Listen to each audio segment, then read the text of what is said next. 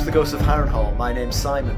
And I'm Mackelly. Thank you for joining us for episode 162 of our chapter-by-chapter book review of A Song of Ice and Fire by George Martin.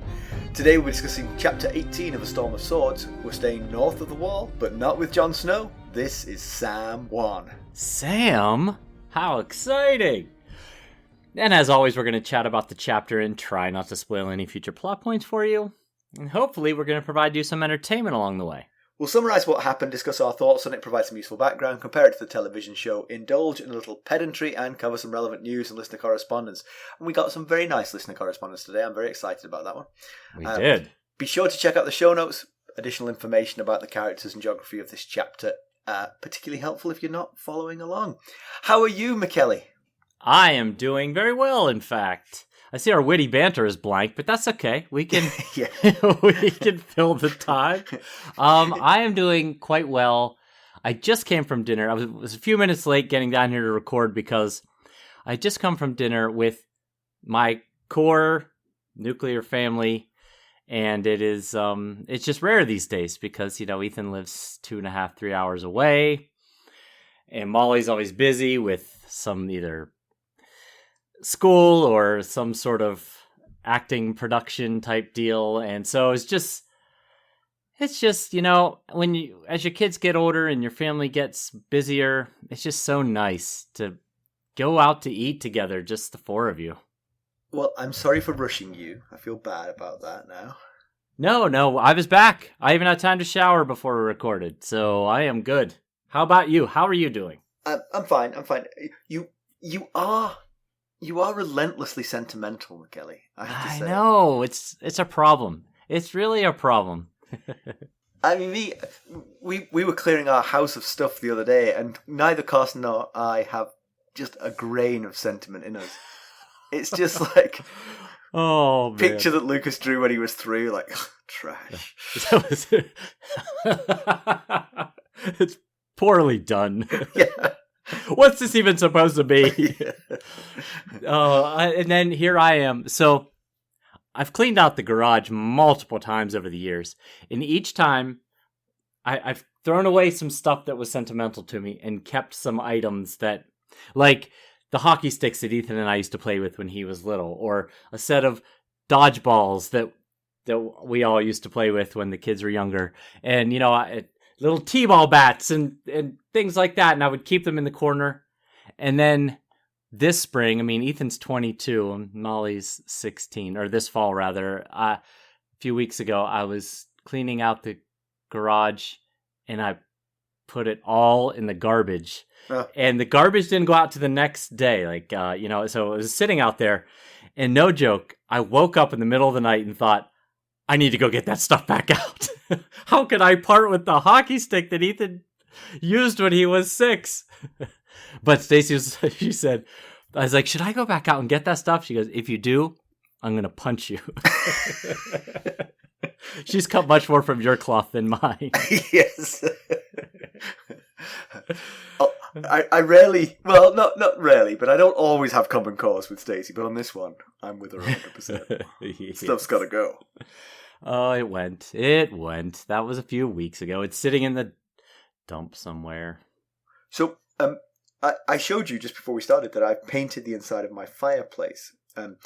Yes. When you paint the inside of your fireplace, you don't have to do this, but if you intend to light fires in there, you need to get heat-resistant paint, because otherwise... I see some logic in that, yeah. So that's happened today. That stuff stinks like you would not believe. The house, it smells like someone has just exploded a blue cheese all over the house. It is appalling. Oh my god. Well, I do enjoy blue cheese, but I'm not sure that I would like the smell of it. Love blue cheese myself, but yes, it's a little overpowering, this one. Yeah. Well, I can't say I've ever painted the inside of a fireplace, so I have not had the pleasure. It's a very singular thing to do. Not many would take it on. But there you are. Well, that makes me sound like I'm the kind of person who takes on challenging household things. It but does, I am yes. not. This is something that I've thought about for a year. and finally gotten round to. That's more me. That's more the way I operate. Well, I appreciate the ambition.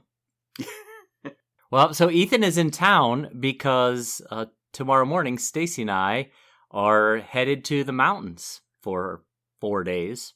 So Ethan's in town because he's keeping an eye on the house and Molly and the dog. Okay. So that should be... Doesn't he have a job these days? He does, but he works remotely. So he can... Yeah, he came in last night, and he worked today here, and he'll work tomorrow here, and Monday here. Kids today. I know. They've got it made. Although they have to deal with social media. I'm kind of glad we didn't have that in our day. Yeah, it would have been awful. I mean, it really would have been awful. Yes. It would have changed life so much. Yeah, I mean, I think about how self-conscious I was about everything when I was a teenager, and then just imagine it being just amplified and broadcast to the world all the time. Oh, yeah. Oh, I'm not upset we didn't have cell phones in our day, because there's something about being out of pocket, you know? Yeah. Plus, I know we've had this discussion before. I'm not sure we did it on the podcast, but fiction is more interesting without cell phones.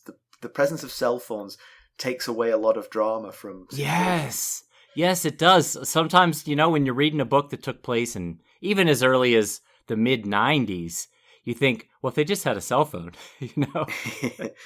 this would be over without any problem. Right. I was talking to my friend Tim the other day, and he's a good friend, and I enjoy his company. He has an interesting vocal tick that he uses unknowingly all the time, and I decided to bring it to his attention because I thought it was interesting to see his reaction to this. When he punched you, that's the black eye, I see. When you're explaining something to Tim, instead of in the sort of in the gaps between your speech, when you might expect someone to say or okay, he says correct. Oh. As if he already knew what you're explaining to him. Right. He's wanting you to know, this is nothing new to me. Even when it patently is. He says, and he laughed when I told him. And he was like, oh, that's funny. I don't think I've ever noticed that. And he said the very next day at work, somebody was telling him something that he didn't have any clue about. And he said, correct. He was like, oh my God, I do it. I do that. So he's basically an unknowing know-it-all. Yeah, exactly. But the thing is, it doesn't come across like that when you're having the conversation. The first time he does it, you're like, huh? But then he just does it all the time, and you're like, oh, that's just his vocal sort of connective tissue. He says going correct. Right, or he came back with his own son. His own son's tick like that is, Dad, 2 things. Or, Dad, 3 things. He always starts with the number of things he's going to tell you. And he said, I swear it's so, because he wants you to pay attention, because he knows your attention's going to dwindle after the first one. So you've got to count, you've got to keep a tally, you have to keep. That's a good idea. I should try that. All right, let's get down to business. How did we leave Samwell Tarley? I mean, we did leave him. He wasn't a POV character at the time, but we did leave him.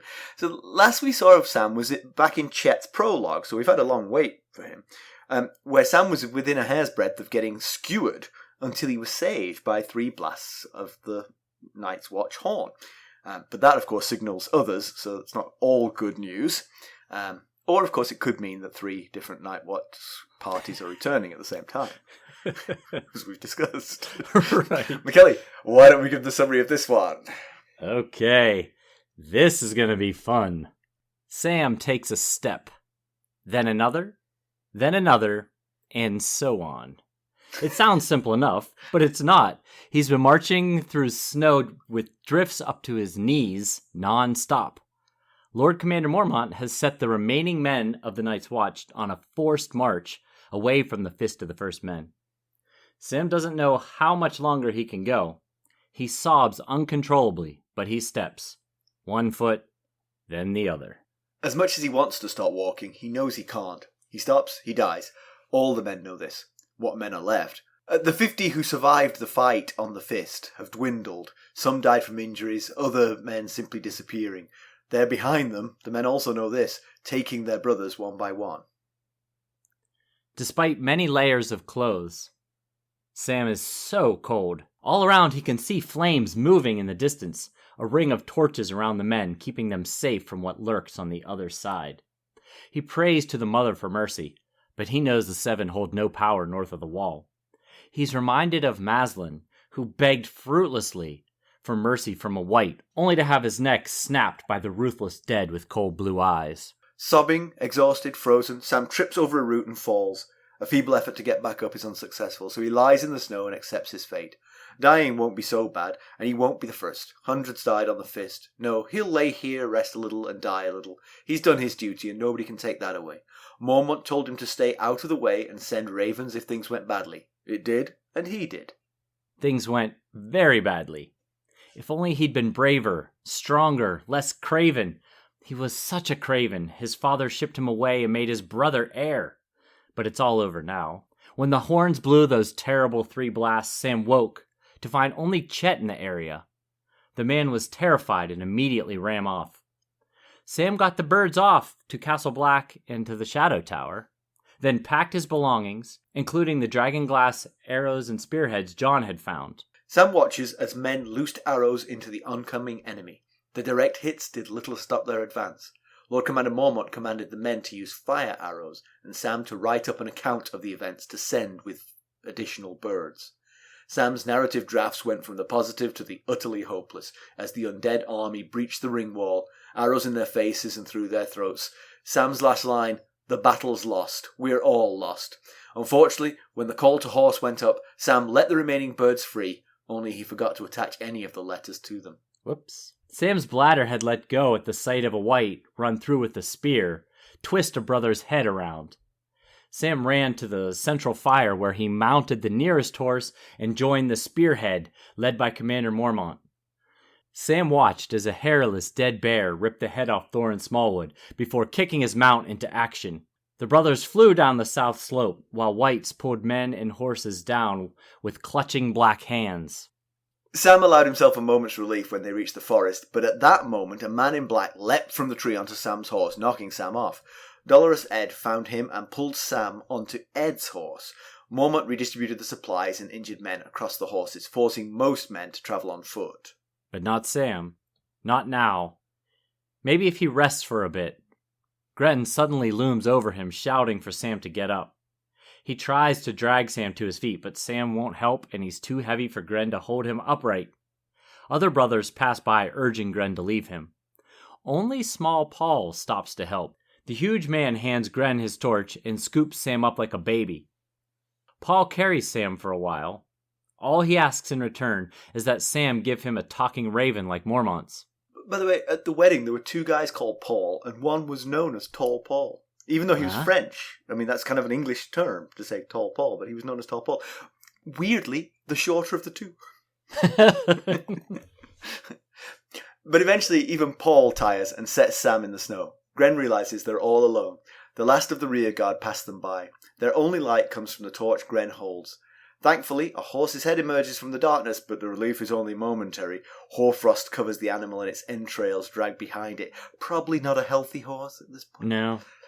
Its pale rider slides silently from the saddle. It's no wight. In a blink, the sword of the slim, graceful other slashes Gren's torch in 2, the fire extinguishing in the snow. Paul charges it with his axe. The crystal sword slips easily through Paul's body and out the other side. Paul's falling body pulls the sword from the other's hand. In that moment, Sam stumbles forward and drives the dragonglass dagger into the other. There's a crack like ice breaking. Then the monster starts to melt until nothing remains. You might think we scripted this. That we planned this episode to happen the week of Halloween.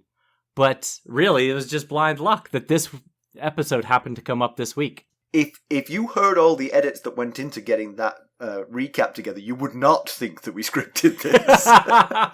But you would think it was a horror show. You'd think we were just making it up as we went along. Yeah, I wrote this really late at night.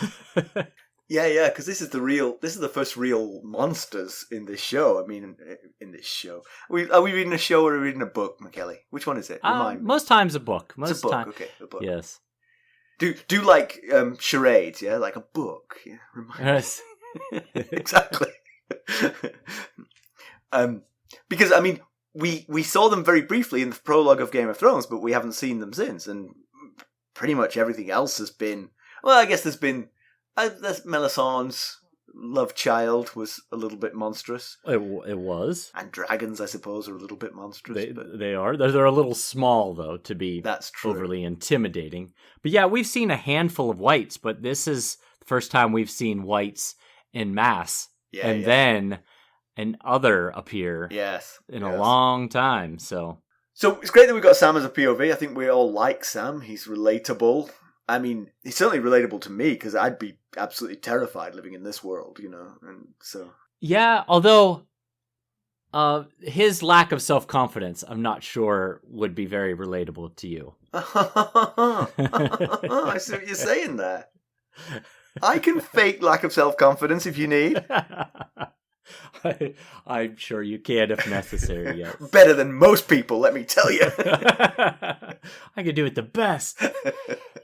But, you know, whereas, like, Jon's Night's Watch story has been about him rising through the ranks by proving himself while also doing immature things that get him in trouble, only to find a wise mentor to steer him straight. Often Sam. Yeah. Sam's, at least, you know, this introduction into Sam's mind is all about self-doubt and failure and being looked down upon by pretty much everybody. But yet, what he doesn't recognize is that when the moment came, he rose to the challenge, unlike so many of his other brothers. Like, for instance, we didn't mention him by name, but the brother who tried to beg for mercy to the wight, who ended up getting his neck broken, or however he died. Sam charged into another with a dagger. He did his job. He hung in there. He did what he needed to do. I will say, though, that Small Paul, might have a different attitude to Sam's behavior in this, because he's dead because he carried Sam, you know. That, yeah, right. But yeah, I mean, he did. I mean, he has tried to do his duty throughout this chapter, you know, to the best of his ability. Yeah. It was smart of him to sort of write the messages out ahead of time. Although it does kind of go to what's the point, really? I mean, if you're overwhelmed at the fist of the first men by White Walkers, then any message back is enough. White Walkers attacked us. You know, if you come home, we know you survived. If you didn't, we know you didn't survive. And either way, we know there are White Walkers up and about north of the wall. Yeah, unfortunately, that's the message he didn't get out. Failed to send. Yes. He sent the one that they were being attacked. He did not send the one about White Walkers attacking them. But yes, you're right. As long as one person physically makes it back. Or one raven with a message. Yes, right. Either of those would do it. But do you think his elevation to the POV ranks here in A Song of Ice and Fire means that there's gonna be more importance placed on the Night's Watch and dealing with wildlings and others, now that we've kind of broken the seal here with seeing an actual other and a big attack by a large force of wights? Yeah, maybe it portends that Jon is going to go, you know, I think the end of the last Jon chapter, they were headed south of the wall, right? So maybe we're losing the north of the wall perspective, and that's what we need Sam for. Okay. But yeah, I mean... Okay, yeah. They're active participants in the book now. And also, I think you're right about Jon, and I think to take that one step further, Jon is currently disconnected from the Night's Watch. So now, with Sam's POV, we're placed back into the fold of the Black Brothers. Yeah. So... But also, I mean... In many respects, his moment just came. I mean, it seems like he's the first person that we know of to have killed a White Walker, right? Right. The Fist of the First Men, what he remembers were clearly wights attacking the people, and they were repelled by fire but that was about it. Some of them were killed, but they were just wights. I mean, John has already done that once, yeah? But he's the first person we've got sort of documentary evidence that he killed a White Walker. So this is newsworthy, and basically Sam has cemented his place in the story. He's done something that perhaps others can learn from. And I mean others with a small O in this case. Right. Although the others with a big O might learn from it too. They might too. They'll make adjustments as well. Exactly. But so we opened A Storm of Swords, as you mentioned, with the Chett prologue where he was planning a mutiny, and then had the realization that others were approaching. And I gotta say, it's been a while for the payoff for that cliffhanger. It's been 17 chapters between the prologue and this chapter that we were waiting to see what's gonna happen now. But also, Sam thinks himself, he refers to himself as the biggest coward in the Seven Kingdoms. Yet, speaking of Chett in that prologue, Chett soiled his pants as well, and he ran off, whereas Sam stayed to do his job, so... Well, did Chett run off? I wasn't 100% sure about that. I thought Chett ran off from his self-appointed mission to kill Sam. He did. I thought perhaps he ran off to do his duty. It could be. It doesn't sound like Chett. Right, yes, exactly. It really doesn't. But we don't know what he ran off to do, I guess. But remember, he had given up on the mutiny plot because it started snowing, and then he thought, well, I'm just going to kill Sam Tarley then. But then on his way to do it, when he was thinking in his head, imagining how Sam was going to soil his small clothes, yes. And then Chett heard the 3 blasts and soiled his own small clothes. Right. So that does all come back to me now. But he was right in some respects, because Sam has, later on in the chapter, has peed his pants. So. He was right, yes. It's funny that Sam, actually completely oblivious to the assassination attempt, he saw Chett, never thought anything of it. He was like, oh, morning, Chett. Do you hear that? Right. 3 blasts. Was that 3? What's with your pants? so, to be fair to the White Walkers, they may be misunderstood. They actually saved Sam's life, and how did he repay them? He used a dragonglass dagger to kill one of them. I tell you, it's the injustice of it all. The others driving what remains of the Great Ranging kind of relentlessly onward is surely the primary issue in this chapter. But the secondary issue in this chapter is all about Sam's feelings about himself. We'll be right back. Hello, friends. Are you ready to make some unforgettable memories? Well, if so, consider the Marriott Bonvoy program. Discover the perfect destination for your summer getaway and unlock exclusive deals on luxurious accommodations. With our affiliate partnership, you'll enjoy unbeatable savings and a seamless booking experience. Don't let summer slip away. Visit Marriott Bonvoy today and make this vacation season one for the books. Use our Ghosts of Harrenhal affiliate page to check it all out and buy Bonvoy points or give some as a gift. The link to our page is in the show notes.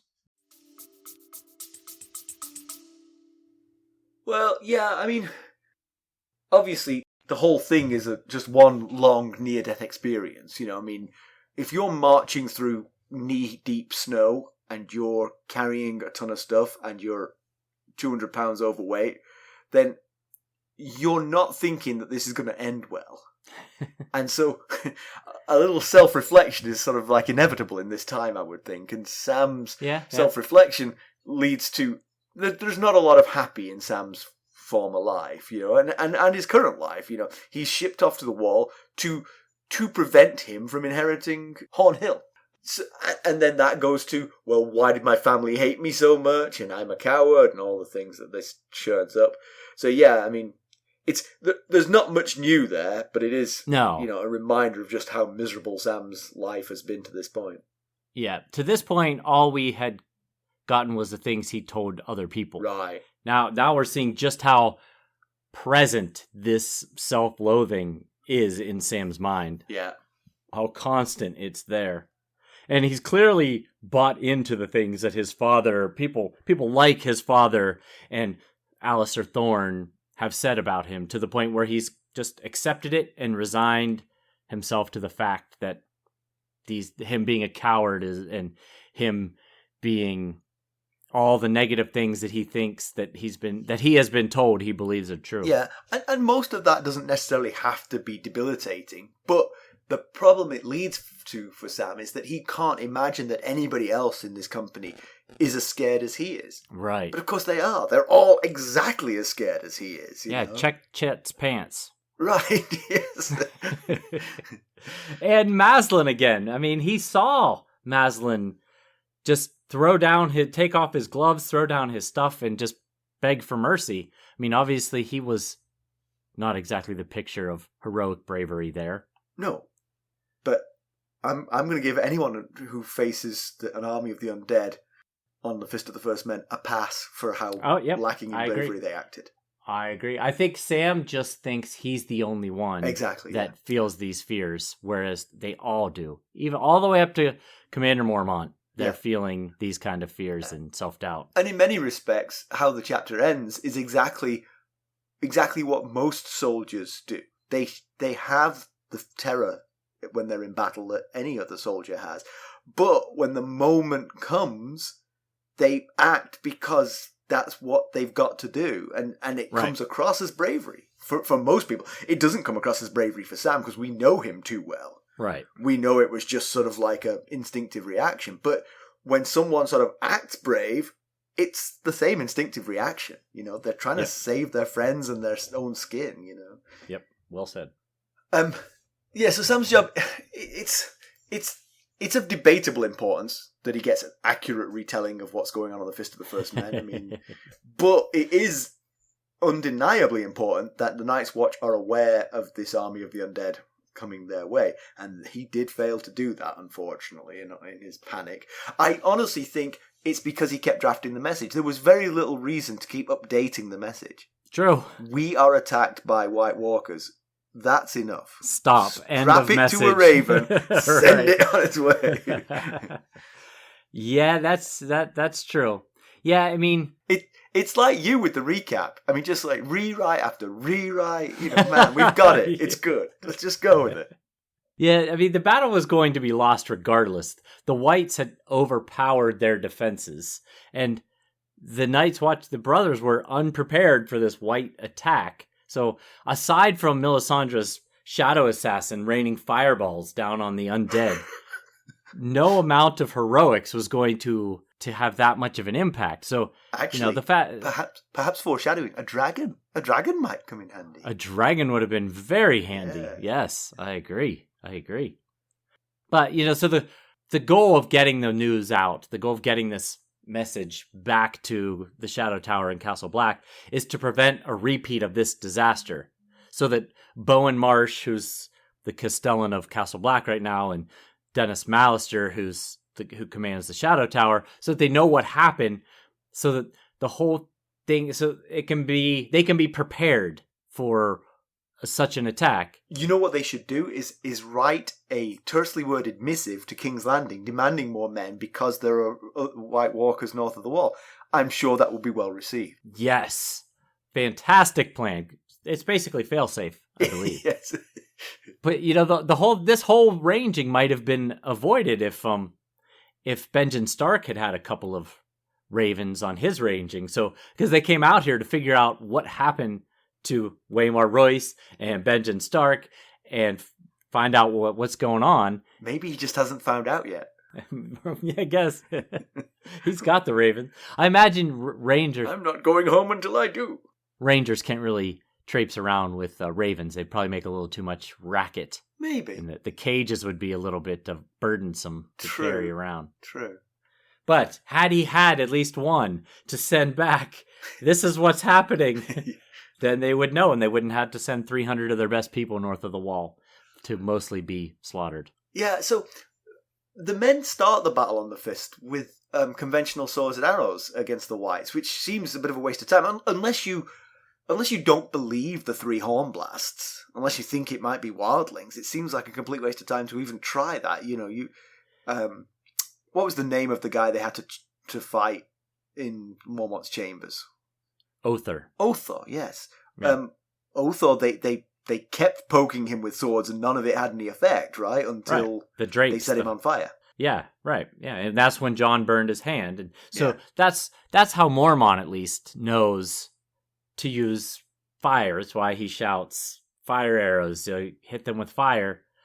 But as I was reading the chapter, I kept thinking, because of Other and Jafer Flowers, that was the other wight, they know wights exist, so maybe they should have been prepared for a wight attack. Maybe, I don't know, ring the outer ring wall with wood to light in case something like this happened. Yeah. They seemed woefully unprepared for it. Yep, I'm with you actually, Mackelly. I always like to give a counterpoint, but actually you're quite right. They should have, even if they were expecting an army of wildlings.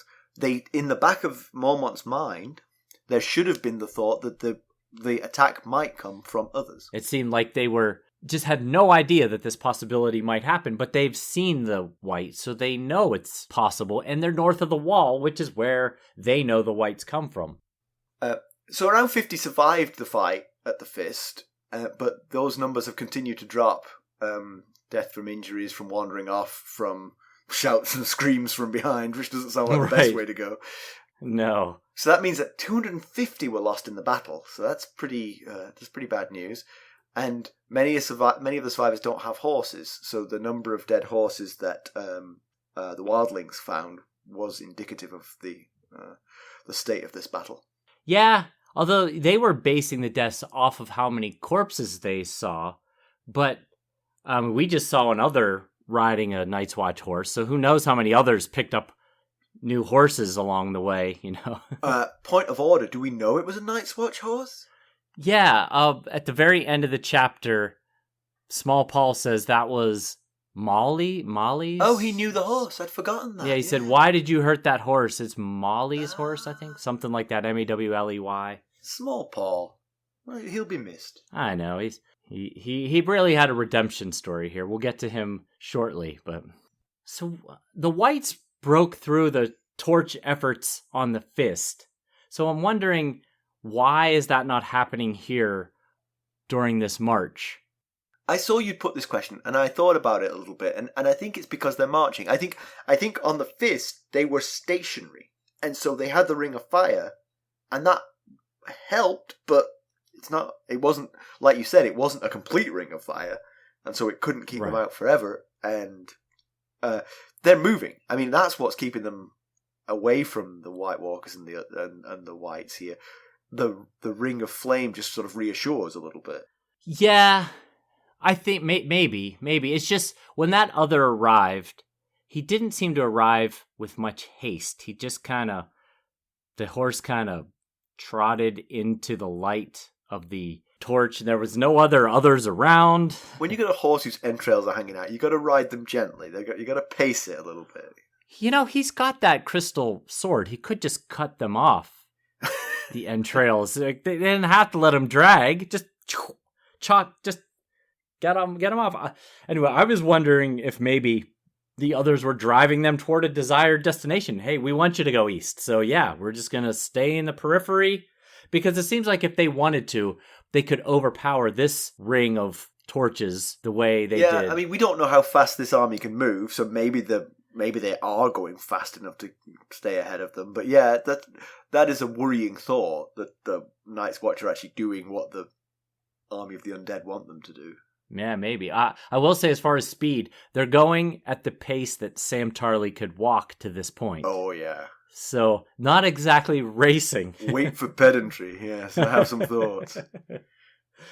So, Mormont, when they sort of take a moment to sort of gather their thoughts, Mormont takes most of the men off the horses and redistributes the supplies across the horses, puts the wounded men on the horses, and the healthy people have to walk again. It's an honourable strategy.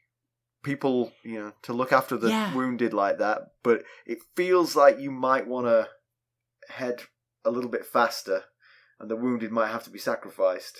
Yeah, that's part of the issue, though, right? Like, on one hand, yes, it is honorable to try and save these injured brothers and not just sacrifice them. But then, on the other hand, you know that many of them won't be able to keep up, like Sam. Yeah. And any that are left behind are just going to join the ranks of the enemy.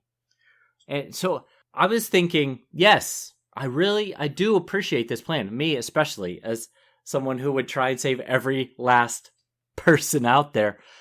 But you would think there would be some sort of rideshare situation going on, like enough horses so that men could ride for a few hours, then walk for a few hours, rotate the men around the riding horses. Well, let me be the cold-blooded one momentarily. If we just leave the wounded sort of like together with some torches and some arrows, and like pick off as many as you can before you succumb. They'll just replace the ones that they take out. Then I've got a horse for every able-bodied man, and I don't need half as many supplies to get us home because we're going to go 10 times as fast. Yep, I see what you're saying. But another thing I noticed was there was very little, almost no effort in preventing Sam, Gren, and Paul from falling outside of that ring of fire. Like, there was no comment from the rear guard like, hey, I'm the last. You have to stay in front of me. Get moving. And maybe Sam would have walked at that point. There was a few leave-ems. I think Sam had made his decision at that point. But yeah, I mean, you've got to imagine that it's like, it's a wasted breath, They know if you fall behind the last torchbearer, then you're outside the ring and you're going to get it. And at this point, they must all be utterly exhausted. I guess, but I get it. Maybe there's not a whole lot of fear from a white Sam, but I'm not sure that I'd want any part of a white Gren or a white Paul. That's a good point. Yes, they're not people I want to face on the other side of the fence there. Yeah. So, I mean, Gren's a big, strong lad, but he can't help Sam up. It's just too much for him. And but fortunately, small Paul, who's a giant of a man, is able to get him up and actually carry him, which is really super heroic to carry Sam and Sam's pack over any kind of distance through snow with drifts up to their knees. Right, and imagine how much more deep you'd go if you were carrying Sam. Thankfully, the ground's probably pretty frozen. At some point, you'll find ground, I'm sure. Yeah. So yeah, Paul's redemption story. He was part of Chett and Lark's plan for the mutiny, but he was always a bit of a gentle giant who was just going along with it. His role though was actually to kill Lord Commander Mormont, which is not a good look. No, but he's simple-minded and he didn't really understand the repercussions of what he was saying. So mostly he was doing it because he wanted a talking raven. He thought they were cool. That is mostly what he was doing it for. Yeah, and yes, it is quite the redemption story because he tries to save Sam in two ways. He tries to carry Sam, sacrificing his own ability to move forward, and he also charges the other with his axe, basically sacrificing his life. Now, maybe he thought he would be able to take the other, but still, he charged at that other with his axe, defending Sam and Gren. Yeah. And, of course, again, seemingly for Raven, because when one of the other brothers says, leave him, he says, he promised me a raven. And so, But he was also upset at the other for hurting that horse that was right Molly's or whatever its name was. Hey, I think we might have mentioned this in the prologue, but he's got a very Lenny from Mice and Men-esque nature about him. He does, and so that makes his death very sad. But like we said, I mean, his actions saved Sam and maybe have given hope to the realm because. Now we know there's a way to kill the others. Right, yes. Because nobody's successfully done it with a sword or a flaming arrow yet, but we know someone's now done it with a dragonglass dagger. Yeah. And it not only killed him, but it sort of melted him away, turned him into nothing. To nothing, right. So Sam prays to the Mother for mercy, but of course, he and John took their Night's Watch vows in front of the weirwood north of the wall to the old gods, claiming that the seven gods had never done anything for him. And I will say, actually, if you think back on this story, we've seen that sort of various gods around the world have got some powers. I believe in the old gods a little bit. There's something to do with Bran is making me think that they have real power, and certainly Relor. I mean, he can do magic. Relor. He's like one of those magicians up on stage, like, whoa, watch this. But the seven, they're like passive statues. They do nothing. Yeah, and that was Sam's argument when he decided to say his vows in front of the werewood to the old gods. But I'm not just saying it for Sam. I mean, like, nobody. I mean, like, nobody's got anything from them. I mean, apart from perhaps the solace of, believing in an afterlife and things like that. Davos. Remember, he heard the mother. Oh, Davos heard the mother. That's right. You know what? He was pretty fevered at the time. He was. He was. But did you notice how Sam reverts back to the seven here in this crisis situation? Right, yeah. So, it's, I guess, old habits. He grew up in the seven, so, he reverts back to them. But then he also, on the other hand, acknowledges that the seven are powerless north of the wall. This is where the old gods have... Dominion. Dominion, yes, that's the word I was looking for. Yeah. So the whole chapter sort of like builds up to this sort of like incredibly consequential moment where Sam kills the other, but we don't actually see him until the very last page of the chapter. It's right at the end that he appears. Yeah. It's a great build-up. During the battle especially, you hear Sam hears his brothers calling out, the approach of the enemy. Then they're talking about, oh my, there's more coming. Look, they're coming out of the forest now. And then he sees that the traditional weaponry is ineffective entirely. And he still can't see what's going on out there. And then they start to kind of trickle in over the wall. The wights do. And then this undead bear breaches the wall and decapitates Thorin Smallwood. And then finally he's part of this spearhead riding down the slope, and he's fully immersed in these wights pulling him everywhere, pulling on horses and people. And then that ends. And then you think, they've escaped all that kind of stuff. And then all of a sudden they find themselves alone. And sure enough, we see an other for the first time since the prologue of A Game of Thrones. It was really a great job of building the tension and the suspense. I will say some of it was by being intentionally boring, because I mean there was a lot of trudging through the snow in this chapter. Sort of like he cried, he took another step, he cried. I'm like, get on with it. There was a lot of crying and walking. Yes. Sam stabs the other with the dragonglass dagger, and the other melts and melts literally to nothing.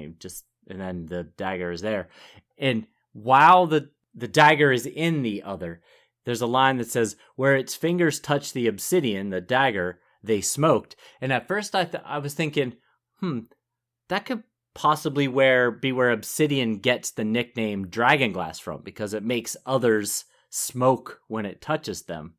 But I Googled obsidian to see what obsidian was made of. And really, obsidian is a volcanic glass formed when volcanic lava cools rapidly with minimal crystal growth. That was from Wikipedia. So the fact that it comes from lava probably has more to do with dragonglass than smoking others. But I feel like we might have said all that before, but what do I know? Did we? Did we talk about obsidian? I got a horrible memory, so don't trust me. Well, I will say though, it's a good thing Sam didn't discard his heavy pack, even if it was primarily due to the garlic sausage that he had stored in it. Remember, he packed the dragonglass in his pack, and the horn and his extra small clothes. I counted 10 layers of clothes on Sam when he was describing everything he was wearing. So, keeping that pack around really helped out, but ultimately it helped out most because he had the dragonglass dagger there. So do you have some background for us, Mackelly? I do. There wasn't a great deal to go off of here, so I thought I'd focus on Sir Otten Withers. We lost him here on the Fist, not to a wight like so many others, but instead to a horse kick in the face. Maybe it's best for the tough old guy, as at roughly 70 years old, he might have had trouble on that forced march as Sam did. He had been tasked with commanding the rear guard of this ranging and was not in favor of the idea of attacking the wildling host when Thor and Smallwood brought back the news of the host's position and makeup. He preferred that they retreat from the significantly larger force to, well, the safety of the wall. He said, we're the shields that guard the realms of men. Our shield, 700-foot shield, is that way. We should probably go there. Anyway, and Sir Otten was second in command on the ranging, and actually Chett's mutiny plan involved killing Lord Commander Mormont, which would have left Sir Otten in charge, and Chett and his co-conspirators felt Sir Otten wouldn't bother to pursue the men because he was just wanting to get out of town, to get back south of the wall. So, Sir Otten is from House Withers in the Reach. There's not a whole lot to go on here. That's why I gave you all that background on Sir Otten that we kind of already knew, but I just wanted to remind everybody who we are dealing with. It is believed that their sigil is a gray squirrel on white with a red border, and their words are not known. The only other known member of House Withers is Sir Willem Withers, who is the captain of Marjorie Tyrell's guard. Do we have any idea of the relationship between Otten and Willem? We do not. Okay. Well, thank you anyway. I appreciate it. I don't even know where their seat is, or what it's called, or anything. We'll be right back. This episode is sponsored by Audible. To get a free audiobook, or 2 if you're an Amazon Prime member, go to our exclusive URL, audibletrial.com/ghostsharrenhal. You can find the link in our show notes. So, comparison with the television show. So there's quite a lot happens in the chapter. If you think about the whole flashback, this covers quite a bit of time. So I had to piece together quite a few scenes from the TV show. In the show, Sam gets lost near the Fist of the First Men when the horns blast. So he's not on the fist. The horns blast. Gren and Ed run off to help, and Sam gets lost. And basically, as the others arrive, kind of the weather comes in, and he can't see anything. Perhaps sensing how useless he is, they ignore him. Even though they see him, they just walk past him and leave him be. That's not helping his self-esteem any. and that was how season 2 ended. And then season 3 opened with Sam heading back to the Fist of the First Men, seeing dead brothers of the Night's Watch, decapitated and things, and then getting attacked by a stray wight who obviously had got lost from the army. And then he's saved by Ghost. Oh. Which is genuinely confusing because John isn't there. So in the TV show, I think there was basically this sort of sundering of John. When John was with Mance's army, Ghost wasn't with him in the TV show.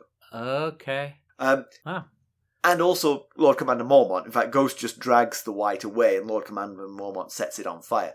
Lord Commander Mormont has the 50 survivors with him, and he asks him if he sent the ravens, and Sam in the TV show didn't even send the ravens, never mind the messages, so he's like, no.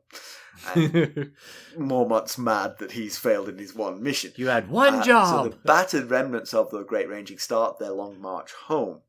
Now, Sam does kill a White Walker. I mean, you couldn't miss this bit out of the TV show. Sam does kill a White Walker, but that's in a much later scene with quite a lot of spoilery in it, so I can't reveal that, but he does do it. In fact, it's the one who eyes him when he walks past him on the way to the battle. Oh. Or at least he looks the same. I mean, maybe they all look exactly the same, but Sam said, that'll teach you to overlook me. Exactly. You should have killed me when you had the chance. Just because I'm an overweight coward? All right, pedantry corner. Well, I'll just bring up, which I think everyone who reads this chapter would think. I don't know how long you think you would have lasted on this forced march, Mackelly. Like, if I had, top-notch winter gear, lightweight but really warm, and I was carrying nothing, I think I could have gone about an hour, and I would have collapsed. I think I'm done. I'm like, joining the army of the undead is better than taking another step. Happy to do it. But it feels like Sam, who is colossally overweight, carrying a huge pack, dressed in heavy, heavy furs, has done it for days, it seems. Yes. The pace must be, like you said, snail pace. Which is why I kept wondering, well, how they were staying ahead of the others. And unless they, too, were like, whew, that was a long fight. The thing is, I think the whole thing needs to be incredibly cold, and therefore they're just sort of on ice, and so they're not trudging into the snow, and downhill so they can slide some of the way. So okay, yeah, I like it. This I like would be so. That's my pedantry. It's not big pedantry, but it is. It just feels like you could not keep this pace up, and eventually he doesn't. But maybe that's the thing. Maybe this was all real time. Maybe every time he said it took a step, that was actually one of the steps he took. He only took like 20 steps. Exactly. That's why the others hadn't attacked him yet. They were still behind them. They were only about 500 feet away from him. We'll get to them in a second. You had one? My bit of pedantry was just... So Sam mentions walking to the, as he puts it, the huge fire at the center of camp. And I kept thinking when he would mention this huge fire, it's the same huge fire at the center of camp on the tallest hill in the area that no wildling scout noticed. I just don't... I'm not sure I buy that. Okay, just... Do we know for a fact this fire was lit prior to the battle? Because it is possible... I don't know if I'm wrong in saying this, but it is possible that they were like, I heard 3 blasts. Let's light a big fire so we've got a fire. I guess that's theoretically possible, but they were cooking. They had cook fires and plenty of cook fires going on up there. We've mentioned this a couple of times, and it is the whole thing is kind of implausible. Let's take 300 men to secretly track an army, and let's put them on the highest point and light some fires. It's like, that's not the way to do it. Right. That feels like you're distracting from what you're really up to be honest. Yeah, just put a fire up there. Really, we're going to go around the other way. News and notes. Well, so news and notes, about exactly a year ago, we told you about the Folio Society releasing their beautiful tomb volume version of A Feast for Crows. Well, they're at it again. Now they've released A Dance with Dragons. Just like its predecessors, A Dance with Dragons is 2 volumes. Both volumes have 5 full-page color illustrations, 2 double-page illustrations, and color illustrations inside the slipcases. All from the talented artist Jonathan Burton. You'll also find illustrated chapter openings, house sigils, and Volume 2 includes 12 family trees. But again, just like last year, this is not cheap at $230. But ouchie. With the holiday season fast approaching, Yeah. I mean, if you want to go a little bit lower, ghostsofharrenhal.threadless.com. Yes. Now, that's a good idea right there. And so we got a review on podchaser.com by someone called Lucas, like my son.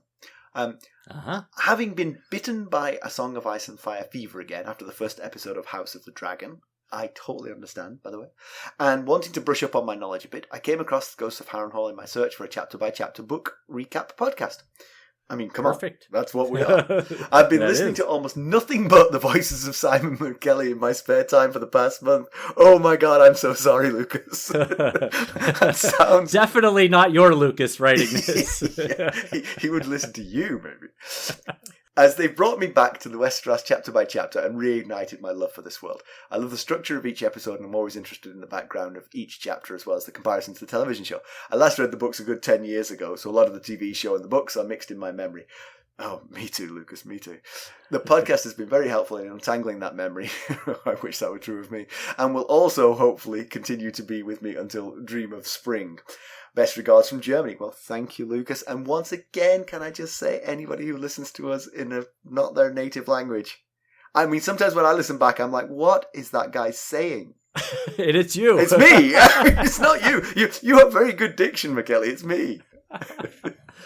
Oh, well, thank you very much, Lucas. This put quite the smile on my face when I came across really great it. Review. Thank you. So let's conclude. So White Walkers are not indestructible. Woo, that's good to know. And even Sam can do it. Yeah, and you know, this is the enemy the Night's Watch was formed to defend against, defend the realm against. Right. The wildlings are just a cover story. You don't need a 700-foot wall to keep the wildlings out. Right, yeah. But I have to say, round one, a decisive victory for the White Walkers.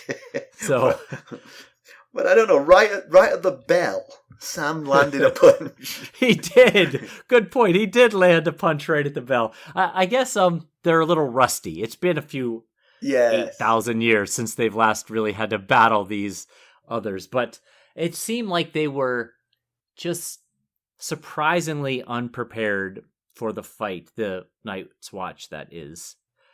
But, they did give up their biggest asset, which is the wall. Yep, they did. They met them on the other's territory, but even with that, they knew that White Walkers were out there. They had 2 in Castle Black. They should have been a little more prepared, I feel like. Yep. So the Great Ranging is in big trouble. The others seem like they could overtake them at any time, and it's an awful long haul back to Castle Black. So will any of them make it? Fingers crossed. We have a new POV character, but that is not indestructible armor either. Ned Stark. No, Ned Stark. We have to hope a few of them make it back, because Sam never got those messages off about the White Walker attack. So you'd have to imagine when the message reaches Castle Black that we're under attack, they will assume it was wildlings, unless they specifically get notified, oh no, they were wights and others. Yeah. We need to prepare for that kind of attack. Yeah. But, the White Walkers, why were they so focused on these few hundred Night's Watch when there is a wildling host of tens of thousands not too far away? What was it about the Night's Watch? Just that they were a new toy to play with? That really big fire attracted the eye.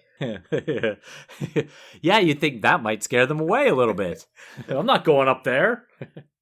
I will say, actually, bringing that up, actually, it does make me think, is there a plan here? Because if there's a threat to the Seven Kingdoms, it is the others getting south of the wall. Well, destroying the Night's Watch would help.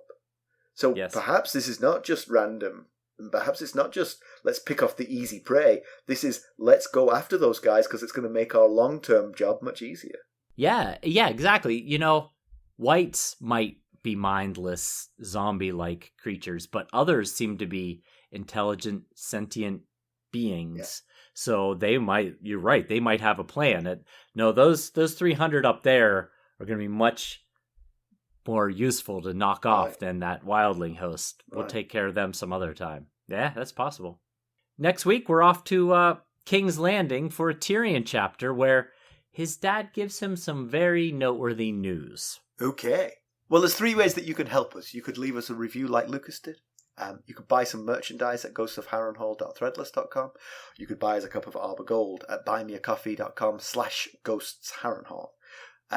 Even become a sustainer at the Lord Paramount or Knight of the Realm level.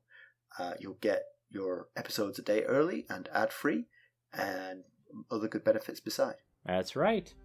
And as always, of course, you can reach us at ghost.harrenhal@gmail.com. You can go out and follow us on Twitter at @ghostharrenhal, or on Facebook, Instagram, Discord, and YouTube.